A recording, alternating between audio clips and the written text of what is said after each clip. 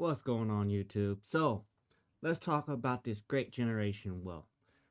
Now, there's plenty of videos on a great generation wealth. In the coming decades, the wealthiest generation in history will die. It's an unfortunate, albeit inevitable fact of life, but baby boomers will eventually go extinct, and they will pass down over $90 trillion to the next generation within America alone. Who's going to be the next wealthiest generation? Gen Z, millennial? To me, it doesn't really matter which generation become wealthier because there's a bunch of do's and don'ts for this generational wealth. Now, I'm not going to get into the issues or concerns with it, but I'm going to get into the issue of what to do with the money or with the assets. Because the issue about this, if you don't have financial literacy or business know-how, you might end up shooting yourself in the foot. It's money out of the blue, not ready to take it seriously. For instance, lottery winners. If not smart enough, lottery winners can quickly turn into lucky losers. These type of lottery winners are more likely to declare bankruptcy within 3 to 5 years than the average American. Money didn't really make them happy either. Because there's a lot of scammers out there. So, before I go into this video, why or should you listen to me? Well, I'm not a financial expert, but I have built myself to become a millionaire, and I also had ran my own business, so I know a little bit with this information. I ran a business successfully for 7 to 8 years and had no issues.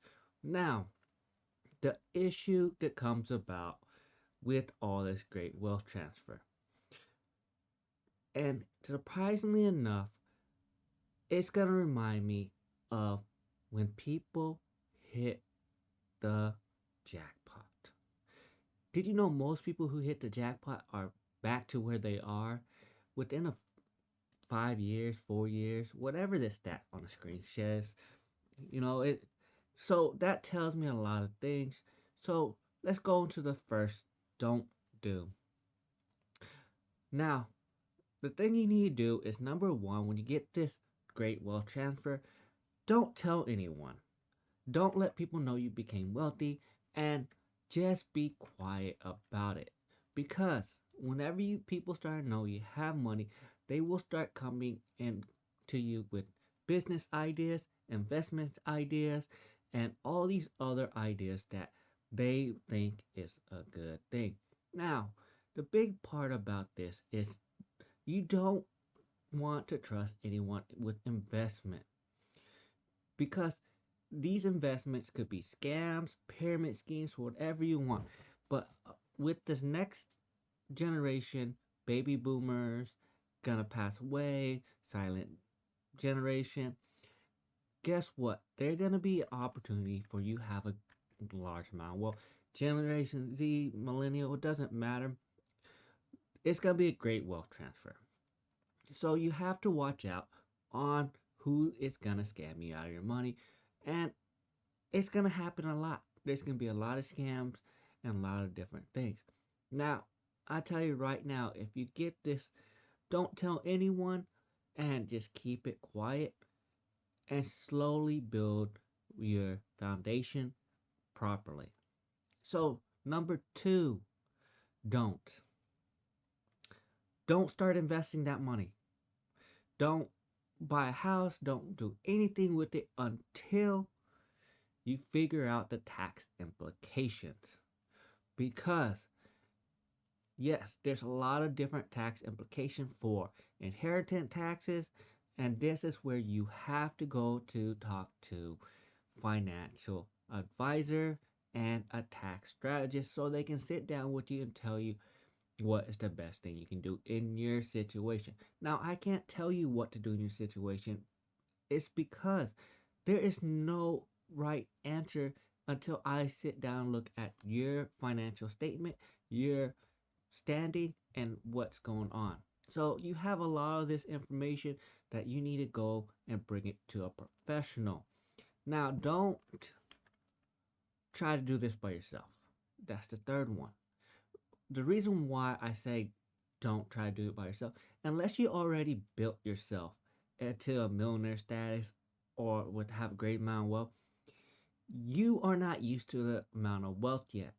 So you need to talk to the proper people and pay for their services so that you can figure out what stocks and bonds, what investments, what to do with the business, because you might not understand that.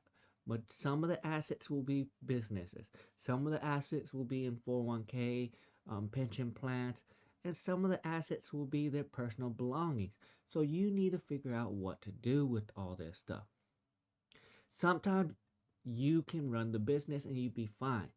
But if you don't know anything about that industry, you will have to sell the business or figure out what to do in this situation. So it's best to talk to the financial advisor. So guess what? Number 4 is don't start spending the money. Why? Because I know it's interesting to buy that house, it's interesting to buy these vehicles and all this other stuff. But you don't want to start spending this money and you don't even know if you're going to be able to keep it or what your grandparents, your parents, or whoever inherit the money from, what they have to pay for. Because before you can get the inheritance, they had to pay off all their debts first. You cannot inherit their money without collecting their debts with it. So they might have a break even point, they might have XYZ. So you had to figure out what to do. And number 5, don't start selling off all their assets right away. Sit down and make a game plan. So those are the 5 do not do's with whenever you start getting this generation. Now, the reason why I said don't do all this stuff is because there's so many scammers out there. You don't know the tax implications. You don't know what's going on with the industry, or you just gonna end up in a worse situation, and you don't want to lose all that money that they built up to give you. Now, some of the do's you should do is you should go out and talk to a financial advisor. I know I said don't do anything without financial advice, but the first do, you need to talk to financial advisors, lawyers, and pretty much a tax strategist.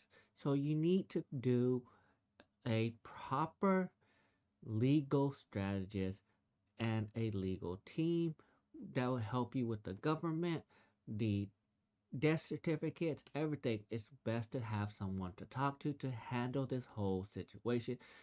It might cost you a little bit of money, but it will make sure the money is free and clear. You don't have any headaches with it. So this is the issue with it, is you don't know what implication come with it, if there's a second lien on the house, third lien on the house, and this is why you have to talk to a legal team to make sure you get it right. Legal team meaning lawyers, financial advisors, and a tax person, tax strategist, tax, whatever you want to call it. And number 2, do enjoy the money, because you will get amount of money, and yes, they did build it up so you can enjoy that money, but you need to do it in a way that doesn't show off too much, because once people find out you have the money, you are going to, like I said, get those people who try to scam you. Now, you also want to make sure you handle everything fine, and those are my do's and don'ts with the money. Just because I'm trying to prevent you from getting scammed, running the business into the ground, losing money there, or anything like that, because you might not have the knowledge to run the business, you might not have the knowledge to keep everything going, and you might not have the best financial skills. So you might have to be put on a budget with a financial advisor just so you can maintain that wealth, because it's not going to happen again in your lifetime. This is a once in a lifetime thing. So once you get it, you get this great wealth, you need to make sure you protect it as well as you can so that no one screws you out of your money. So those are my do's and don'ts with the great wealth transfer. I know in the next 5 years that's supposed to be the wealth supposed to transfer. I don't know if it's gonna be millennial, Gen Z. It doesn't matter to me. A great wealth transfer is gonna start happening. So you need to prepare yourself and make sure you know to get yourself financial literature up so that you do not get scammed out of your money. That's all I got for you.